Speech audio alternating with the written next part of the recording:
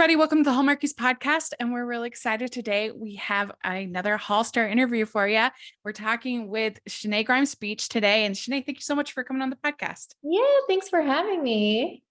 Yes. So what we like to do with new guests is we like to get an idea of how you got started and what inspired you to get into acting. Oh my goodness. I started when I was really young. So I just was always that kid that loved to be front and center. I was into dance and musical theater and all of the things. Actually went to a musical theater program when I want to say I was about 12. And one of the boys who was on DEGRASSI was in the same program. And so I totally geeked out. I loved DEGRASSI. It had been on for a couple of years. And I asked him for his autograph and he was like, so taken aback. It was like, sure. Like, do you want to do this? Like, I'll give you my agent's number. And that was the first time I even like heard of agents or anything like that. So he was kind of who got my wheels turning on like, oh, this is a real thing that I could do. And then nothing ever really happened with that. But then a year later at a recital for that same program, when I was leaving the recital, my agent, who's still my agent today, ran across the street in the parking lot as I was about to climb into the car with my mom and was like, do you want an agent? Do you want me to, should we work together? And shortly thereafter, I booked my first commercial and got my taste of what it was really like to be on set and to, do all of those things. And I was hooked. So that was it. She's been my agent since I was 13 years old.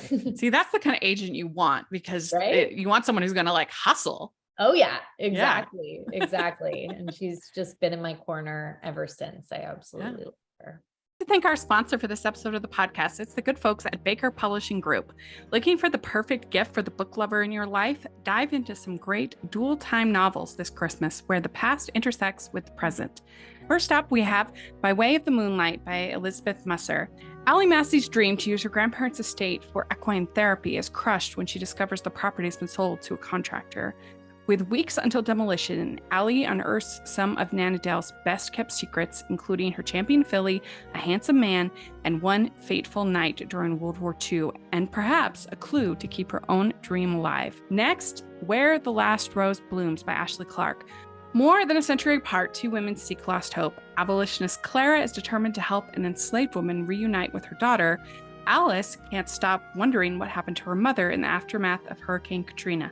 Faced with the unknown, both women will have to dig deep to let their courage bloom. Next, When the Day Comes by Gabrielle Meyer. Libby has been given a powerful gift to live one life in 1774 colonial Williamsburg and the other in 1914 Gilded Age New York City.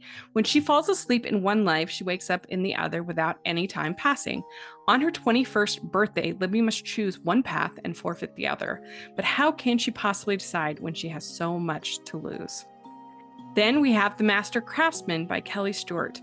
When Ava Lane's dying treasure hunter father entrusts to her his mission to find a missing Fabergé egg, she has no idea how high the stakes will climb or how her allegiances will be tested. Join the hunt in this lavish dual-time narrative that plunges you into the 1917 Russian Revolution, the fall of the Romanovs, and a long-buried Soviet secret. And finally, The Extraordinary Deaths of Mrs. Kipp by Sarah Brunsfold.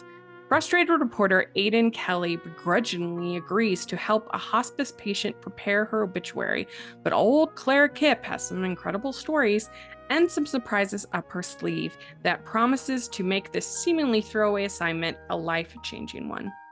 So head over to bakerbookhouse.com/featured/Hallmarkies to pick up one of these great books and use code Hallmarkies40 for 40% off these titles from November 14th to December 12th. That's bakerbookhouse.com/featured/Hallmarkies and use code Hallmarkies40 for 40% off. That's great. I have to say, you have one of the most specific IMDb bios I've ever seen. Oh, really? Yes. It says like things like that you like to go to the gym, wear Gucci sunglasses, vintage clothes. Who writes this? I don't know.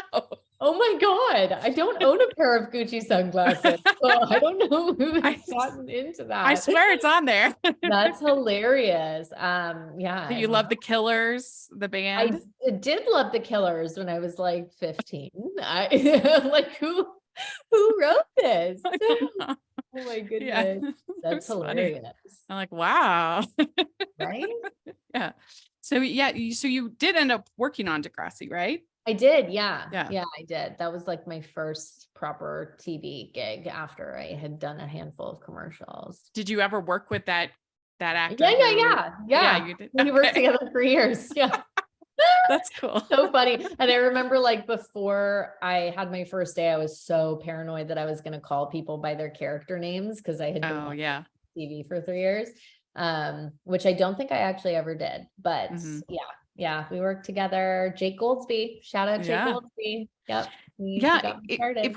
probably was a really good place to get started because they're used to, working with young actors Yeah, and a good way to kind of break you in. break you in. Definitely. Yeah. Yeah. Yeah. Yeah, it was like an actor's boot camp and everything's so melodramatic on Degrassi all the time. So like, you've got to learn how to like cry on command and Hmm. hit your mark and work in huge ensembles and these like big, full cast scenes and stuff. So it's definitely like a little boot camp for Hmm. young actors. It was awesome. Well, and Degrassi has lots of fans. They Yeah. really do. And so do you find yourself like having similar situations where you're meeting someone who really wants your autograph kind of a thing? It's like, oh, this is all full circle. I don't know. I mean, I feel like autographs are dated. I feel like I'm aging Yeah. myself by saying I asked for somebody's autograph, but It's probably but true. but yeah, it's such an amazing Selfies probably now. show. Yeah, exactly. Selfies. Yes, lots of selfies over the years for sure, which is Yeah. very cool. But Degrassi's been an incredible franchise. They Yeah. just keep churning it out, and I know now it's on HBO Max. Like it's wild. What Linda Schuyler and Steven Stone did with that show is just incredible. How it has stood the test of time beyond, I think, anything that exists like in television. It's just amazing. So then you were on the 90210 reboot. Yeah. And so how did that all happen? And what was that experience like? How did it happen? I mean, I was 18 when I booked 90210. I'd been on Degrassi since I was about 13 or 14, and I had done other jobs in and around there.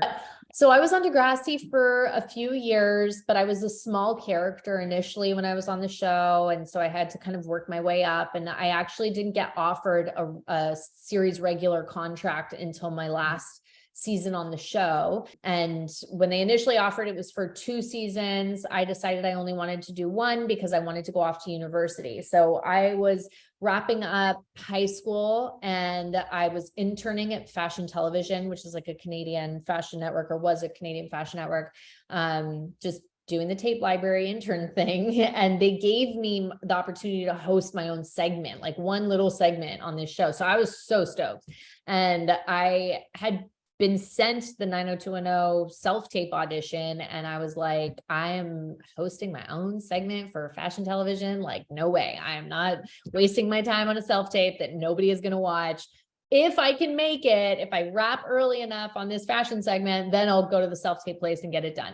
So I did finish early. I went to the self-tape place, and then I got a call the next day saying, hey, you're flying to LA this weekend. They're going to screen test you. It was just like this whirlwind story. And I ended up testing for 2 characters, Annie and Silver.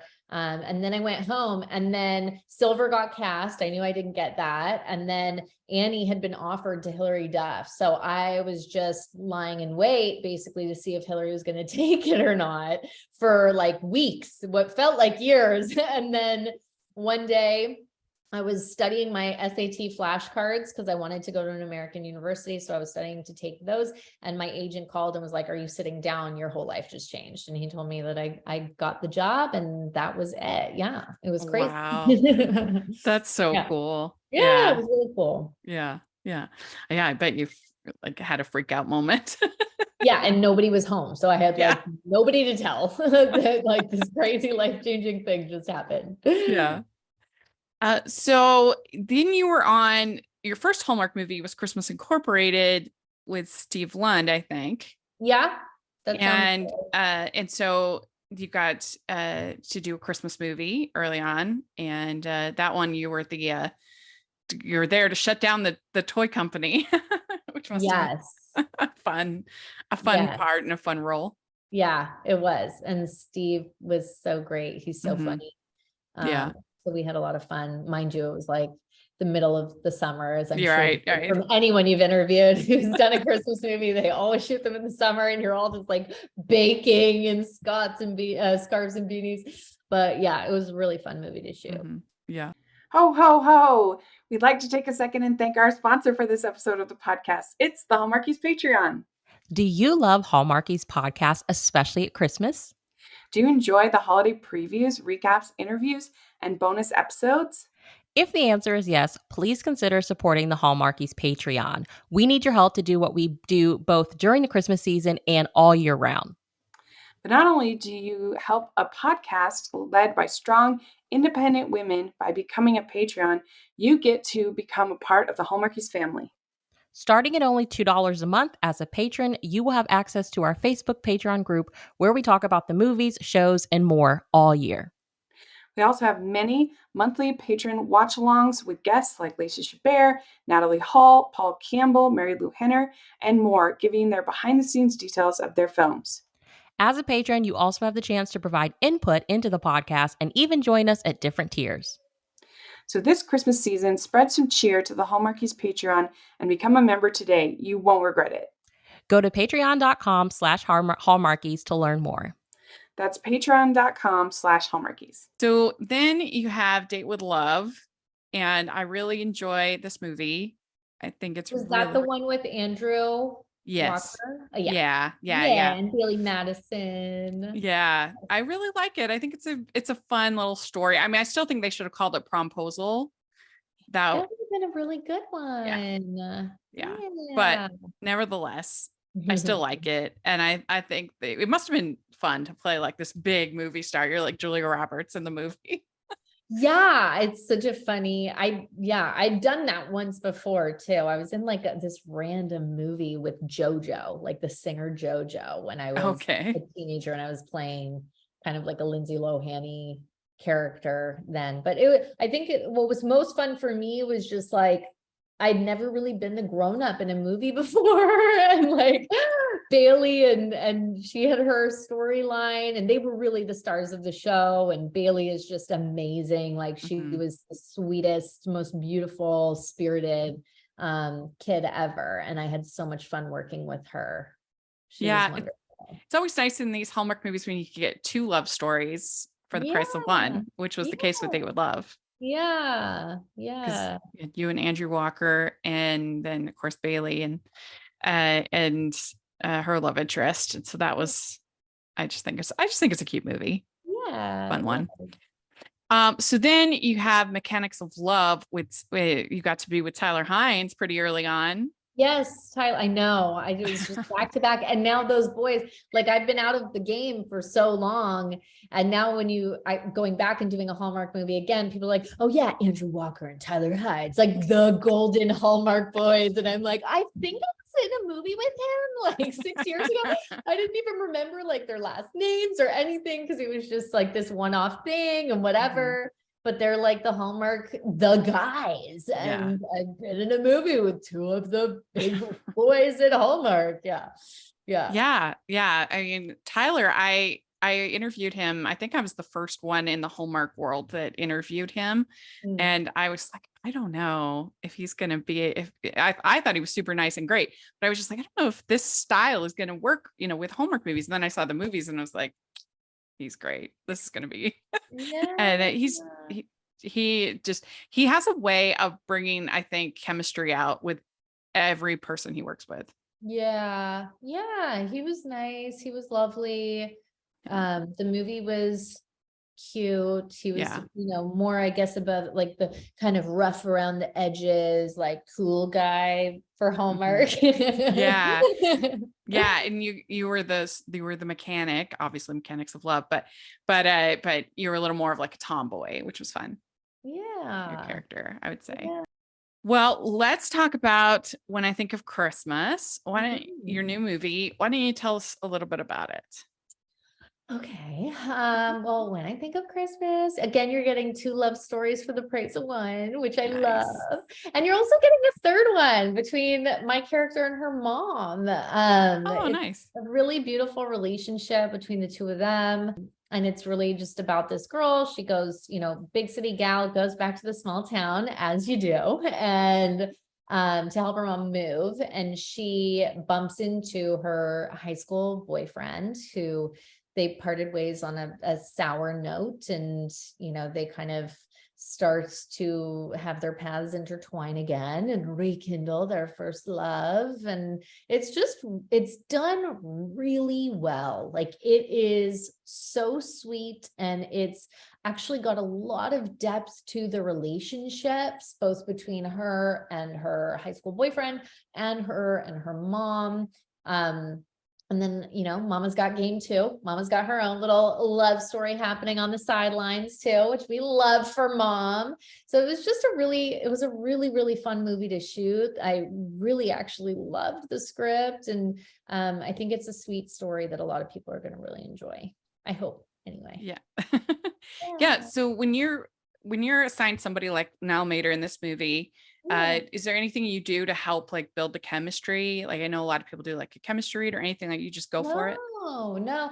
I knew Niall's name and I couldn't point where I knew his name, and I Googled him and I was like, no, I don't know this guy. Like, why do I know his name? What has he done? And then I was like, let me just see. And I Googled his name in 90210, and then photos of him on set with other characters on the show came up, and I was like, that's why I know his name, because he was on 90210. Like, we did so many episodes of that show. I think we did like 119 episodes in the end. So people come up to me all the time. They're like, I was on 90210. I'm like, I don't know. There were so many of us too. So you could have been on the show for episodes and never worked with me because our characters weren't in scenes together.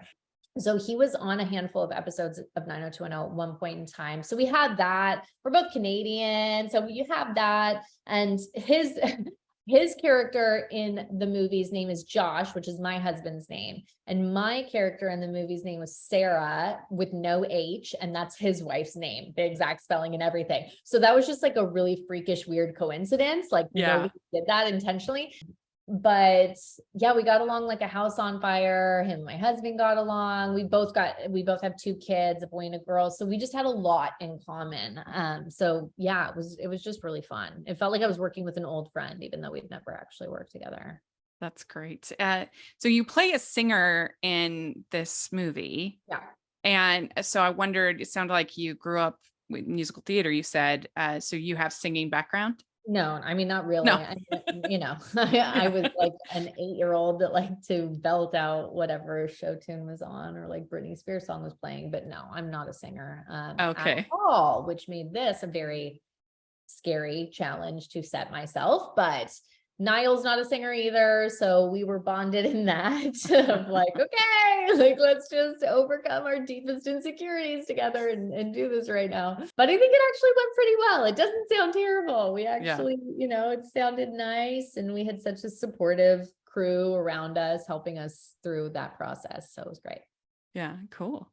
It must be nice having Peter Benson as a director, somebody who's an actor himself. I would think that would be helpful in him working with actors. Yeah, Peter was, honestly, I kept saying to everyone and him, like, he was my favorite director that I've ever worked with because of that. I think, I mean, on top of him just being like the nicest guy ever, but he is an actor, so he knew how to communicate with us. He knew this kind of shorthand to get us to do what he wanted us to do, and also gave us space to, still be creative and do our own thing.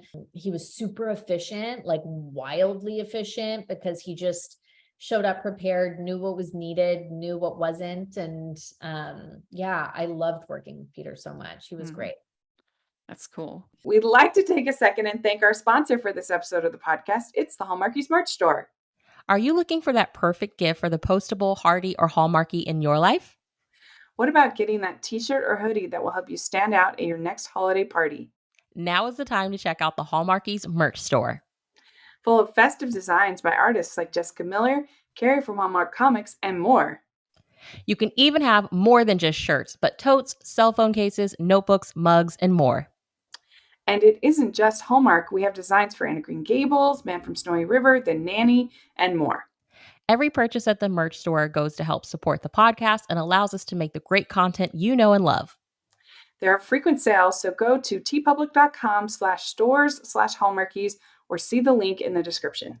That's tpublic.com/stores/Hallmarkies. So we like to end our interviews with some fun Christmas questions. Okay. So here we go. First question, what is your favorite holiday drink? Oh gosh. Probably like a cinnamony something or other, like a coffee, but with cinnamon honey flavors in it. Oh, there we go. Okay. What is your favorite holiday cookie or treat? Ooh, my Nona's pumpkin pie. I know that's like more of a Thanksgiving-y thing, but we always did that for Christmas as well. So that holds a soft spot in my heart. Yeah, I mean, I think that Thanksgiving counts as part of like the Christmas season. Yeah. I think it counts. Yeah. All right. What is your favorite Christmas song or carol? Well, the one we're listening to on repeat right now is Joy to the World but the Mariah Carey version specifically. And I also love a song by the Waitresses. I can't remember. Christmas Wrapping by the Waitresses. That's my Christmas song. Yeah. Cool. Awesome. Okay. What is your favorite classic Christmas movie? Ooh, the Santa Claus trilogy is my personal favorite. I don't know if that counts as classic, but I feel like at this point it does. Absolutely love those movies. We all have a favorite in our house. So my daughter's is The Grinch. My husband's is a tie between, well, he's got a few, but Elf, Home Alone, and National Lampoon's Christmas Vacation are his. And then all three of the Santa Claus movies are mine. Well, are you going to watch the new the Santa Clauses? Yes, I am. On Disney oh my gosh, I'm so excited. I am so excited. I had goosebumps all over my body when I saw that come out on Disney Plus. Yeah, the trailer. I was so excited. So I can't wait for that to air. I just got the screener link because I'm a film critic, and so I'm excited to see what they have for us. Should be fun. Yeah. All right. Which do you like better, Scrooge or the Grinch? The Grinch. Okay. Which do you like better, clear lights or colored? Clear. Okay. Would you rather be in a snowball fight or build a snowman? Build a snowman. And would you consider yourself a good gift wrapper or not? Very much so. Good. All right. Last question. Do you have an ugly Christmas sweater? What's your ugliest Christmas sweater if you have one? Of course I do. I actually just ordered a new one because I've been rocking the same one for a few years now. I felt like I needed a little refresh, but it had cats on it with bells that actually jingle. Nice. Yeah, that sounds good. Yeah. All right. You did it. You answered all the questions. Wicked. Well, thank you for having me. Yes. Thank you. And we're looking forward to the new movie. And thanks so much for coming on. I hope you have a very Merry Christmas. You too. Bye. We'd like to thank Shenae for coming on the podcast. This was really fun to get to talk with her. Let us know what you think about all the different things that we talked about in the comment section or on Twitter. You can find me at Rachel's Reviews, all over social media, iTunes, YouTube, and on Rotten Tomatoes. Check that out. Also, make sure you're following the podcast at Hallmarkies Podcast, all over social media. And if you are listening on iTunes, please leave your ratings and reviews. That really helps us a lot. It helps people to find the podcast. And if you are watching YouTube, please give the video a thumbs up and subscribe to the channel. I appreciate that so much. Also, we have our Patreon group and merch store. Check that out.